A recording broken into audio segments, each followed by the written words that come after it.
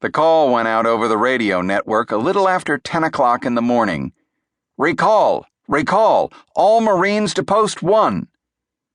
The voice was that of Al Golochinsky, the chief security officer of the U.S. Embassy in Tehran. The date was November 4th, 1979, and a large crowd of militant students had just broken through the front gates and was pouring into the compound. The embassy was massive. It took up nearly 27 acres and was surrounded by a high brick wall. Inside there were dozens of buildings and warehouses, the ambassador's residence, an athletic field, tennis courts, even a swimming pool. In addition, the compound was located right in the heart of downtown Tehran and was bordered on all sides by some of the city's most heavily trafficked streets. When you added it all up, it meant that the embassy was a security nightmare.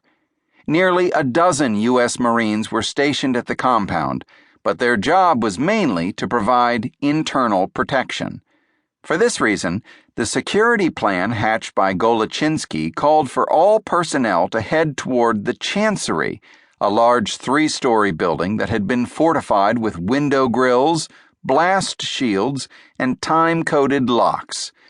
The second floor could be sealed off by a thick steel door, which would theoretically allow the Americans to hold out for several hours. Every embassy in the world is dependent on the host government to provide external security, and it was hoped that these precautions would give the Iranian government enough time to organize a response and send help.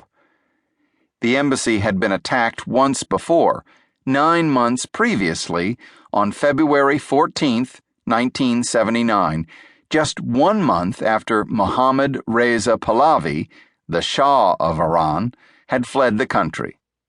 During that attack, a group of Marxist guerrillas had stormed the embassy in a hail of gunfire and held the staffers hostage for 4 hours. At the time, Iran was a chaotic mess.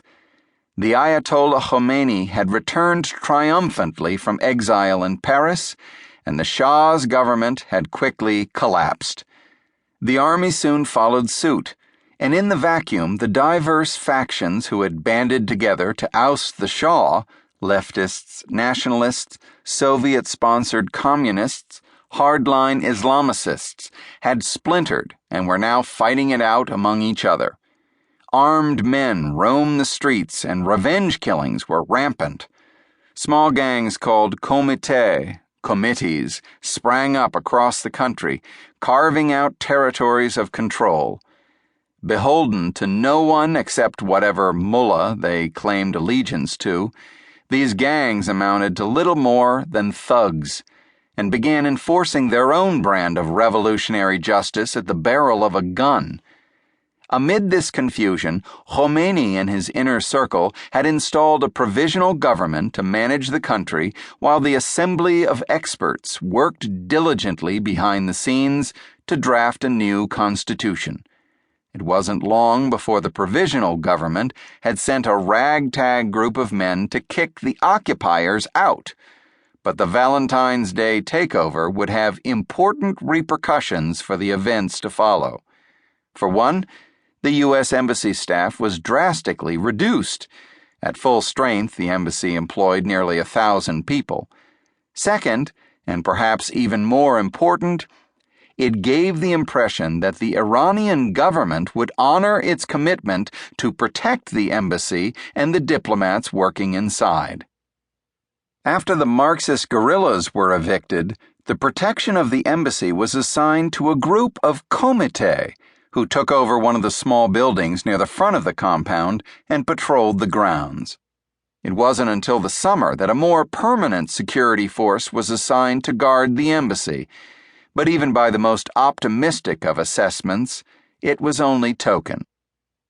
In light of the danger exposed by this first attack, one might ask why the embassy wasn't simply closed down. For starters, Iran was just too important to the strategic interests of the United States. Not only did the country hold vast oil reserves,